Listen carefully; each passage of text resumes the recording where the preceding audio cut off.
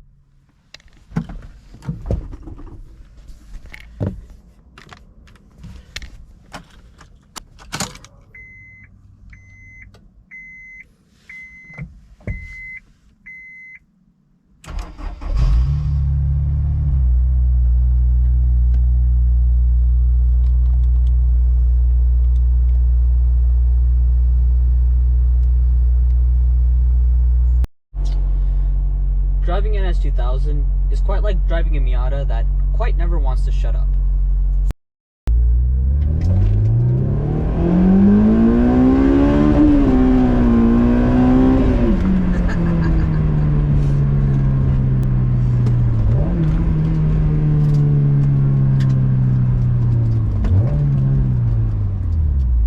Okay, I love hitting VTEC as much as the next guy, but honestly, I don't drive like that most of the time on the road.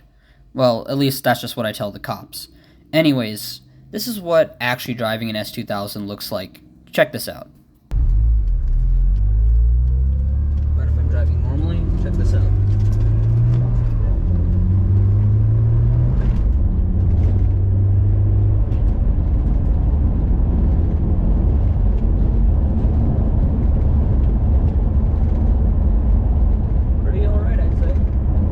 Alright, never mind. I'm bored.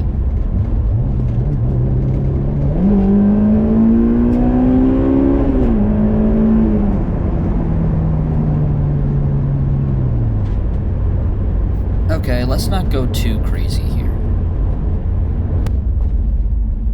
By the way, did I mention how easy it is to get the S2000 to rotate?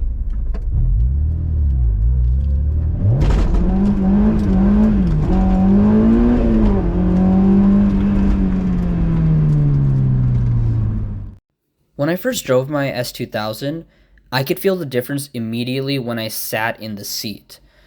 When I sat, the car had absolutely zero give. And I don't mean to say that the suspension is incredibly stiff. The chassis literally just felt like sitting on a solid piece of steel.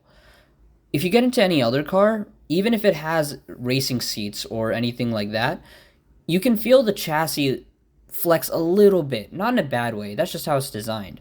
S2000s though, have zero give whatsoever, and you can tell the second that you step into this car was meant for high performance work.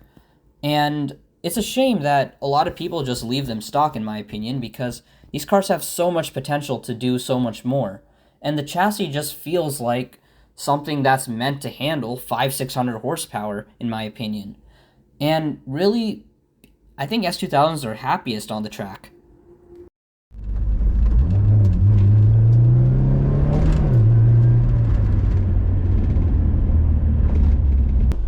One thing that a lot of S2000 critics criticize is that S2000s don't have any power. And that is true. However, they are very incredibly dramatic cars. And I'll show you how. And I'll show you how some of them, Rob Ferretti, gets it wrong. You see, a lot of people are used to big torquey V8s that have all the power down low, which makes it incredibly easy to be fast.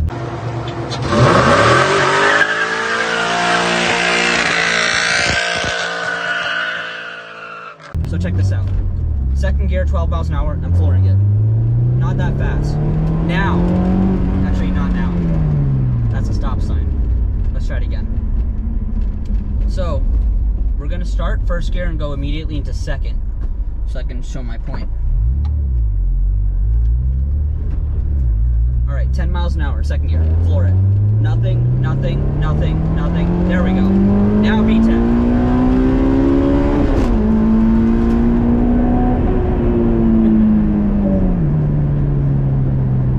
S2000s have two personalities. It's nothing and go. And if you keep playing in the nothing zone, you basically have a Honda Civic. But Honda's engineers know what they're doing. So if you want to experience an S2000, you got to drive it at 10/10ths. That's also why you see so many S2000s at the track, because S2000s don't really come alive until you're pushing the limits. You won't discover the limits of this chassis just driving around town. It's gonna just feel like an incredibly stiff Miata with no give, except it does have give, and you only discover that when you start pushing the limits. The engine does have pull, but you only discover that when you start pushing the engine to those limits. Above 6,000 is where the engine starts to make power, but at 5,000 is when the engine starts to accelerate.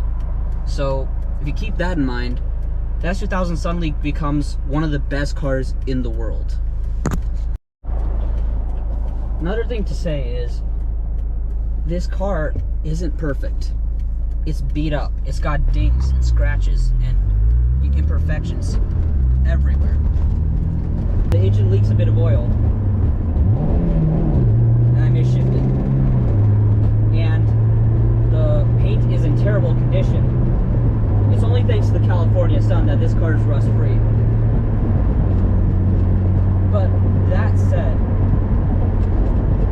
I still think that for the money, what you get is an incredible package. And please excuse the rustling of the 200 treadwear tires. I found myself in a bit of a tricky situation, so I'll come back to you guys in a second. Hopefully the road is not too bumpy, because it really is bumpy. But like I said, this car isn't perfect. It actually has 0 rattles. The only rattling you hear is the suspension doing suspension things, and the tires being incredibly grippy and picking up everything in their path. But really, the only real rattle is from this aftermarket Broadway mirror that I got. You don't get the most out of this car just by driving it like a grandma. You can't rev this to 4,000 every day and, you know, be happy. Guy was waving in the intersection. This is a car that begs you, screams at you to go to 9K. And that's why a lot of Honda drivers just seem very masochistic. These VTEC engines, they scream, they beg for you to go all the way up to redline, and they keep making power until redline. The only car that I felt has that similar characteristic was my old A86, and of course VTEC Hondas. These S2000s, they make power incredibly well. As long as you're in the right gear and the right RPM, it will continue to amaze you over and over again. And with that, back to the garage. So for the last 4 years now, this S2000 has been my daily driver, and it's been unexpectedly pretty awesome as a daily driver. And throughout my years at UCSD, this car served as my daily, and it's been pretty great. Few things you have to keep in mind: it has 0 cargo, and it's not very good with NVH. But besides that, it's pretty great.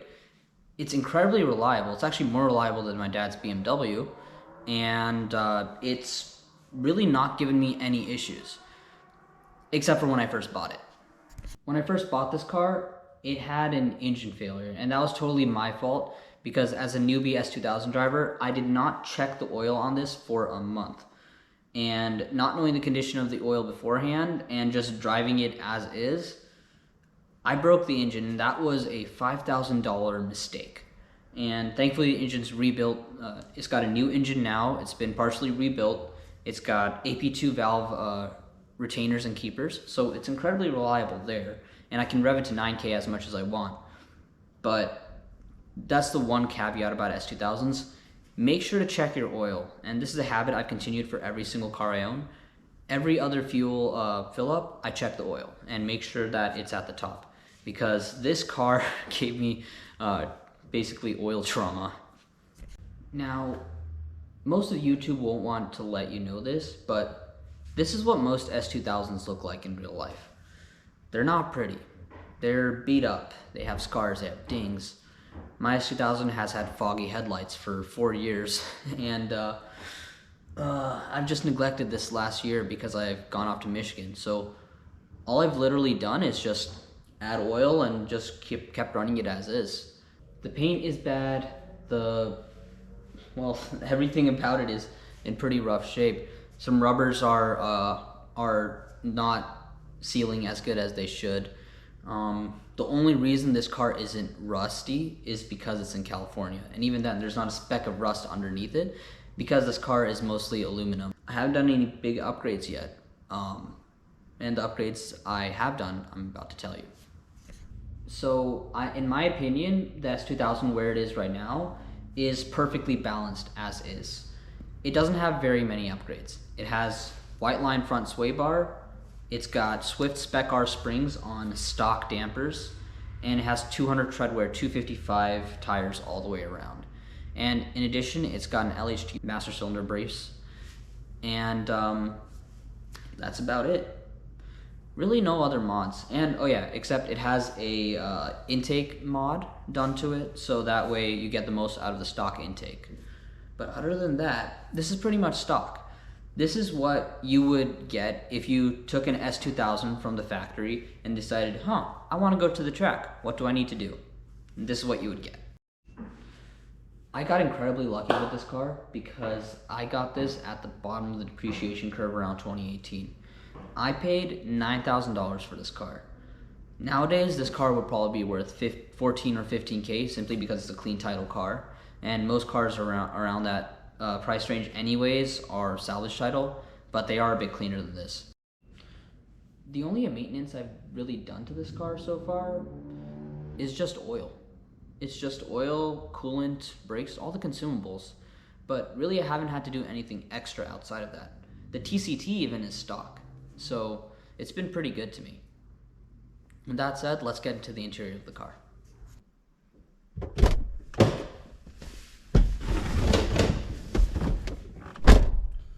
Well, now we're inside. The only other cars that have an interior similar to the S2000 are going to be Lotus Elises and Exiges.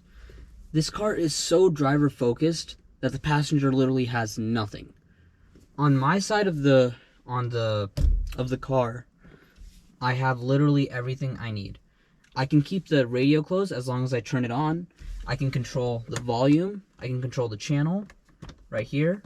And I have AC controls and fan speed. And literally everything is a pinky away at most. And actually, not even a pinky. I could just use my middle finger and reach these knobs. So, in that sense, there's no need for fancy automatic AC. There's no need for climate control. Nothing like that. Because if I wanted to simply, if I'm mid-corner and I was like, suddenly it's too hot, I just go like this. There's literally no need for auto AC. Radios simply just down here. And in my car, it's been replaced with a pretty good Kenwood unit, although I think it's a bit outdated for the times. But regardless, I have Bluetooth, I have my CD station. It's all good. Now, before we end the video, I want to show you guys one last thing, and it's how to make your S2000 sound absolutely glorious. Now, what I'm about to do is considered by the S2000 community to be considered a downgrade, and it really is, and that is removing the top air box. Now, this is a little hack that a lot of people in the S2000 community know. If you want to feel like you're driving an old school 88.6 or like an old school, carb Japanese car, take off that air box and check out what's underneath. That is a full-on cold air intake from the factory. And oh yeah, it makes all the intake noises you'd expect. So now with the top of the air box off, you can hear what the S2000 really sounds like.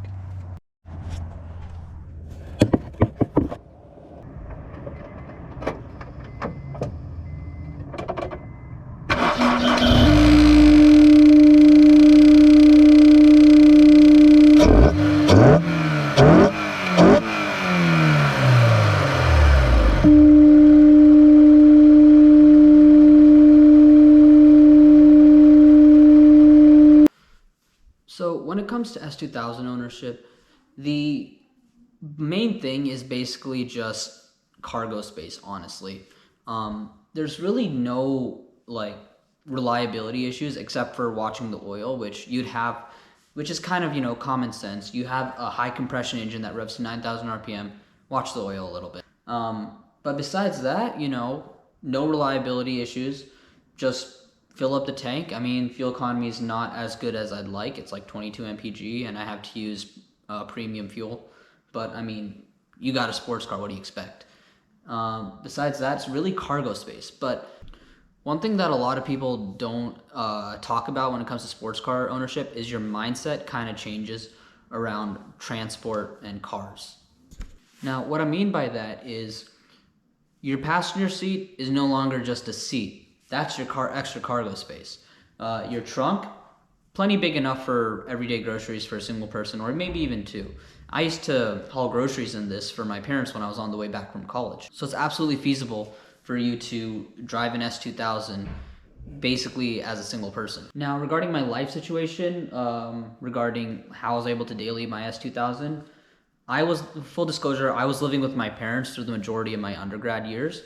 And that basically meant if I needed big storage or I needed to carry many people at once, I could always rely on my dad's BMW to do that sort of thing. But it really never came up. I'm not sure why, but it just never came up. I really never needed to transport people. It's probably because I'm not very social outside of car stuff. But besides that, I also didn't have to rely on my S2000 to transport dorm stuff back and forth because I didn't own much dorm stuff. I try to keep everything very minimal while I'm in university. I think more telling is that in Michigan, I actually was trying to think of getting a Miata instead because that's the closest thing to an S2000. But realistically, I wouldn't be able to transport all my dorm things back and forth in a completely different state that I don't know. So I ended up getting a Mustang, and that just barely works out. So that worked out for me. So yeah, if you're thinking about getting an S2000, first think, am I really going to need to move stuff back and forth? If there's 1 or 2 times a year that you probably need to move stuff, rent a U-Haul. If you're just worried about groceries and stuff like that, really for a single person, you'll be able to carry all the groceries in whatever car that you need. It's not a big deal. Passenger seat can, you can put your stuff there. It's whatever, not a big deal. But if you need to regularly transport people, then maybe dealing an S2000 isn't right for you. But, if there is another car that you can borrow, or you're roommates with someone who has a bigger car, then you can probably make it work. So just some tips for you there. I know that when I eventually do move out, fully, I will have to be getting a second car. My Mustang is my daily driver right now, but I'd like to get something more economical, so we'll see about that. But if you guys liked the video and you enjoyed the content, please like and subscribe. Next video we're going to do is going to be more on the Mustang and talking about the suspension setup and finish up the Buck Nasty series. So hope you guys stick around for that, and have a happy start to 2023. See ya.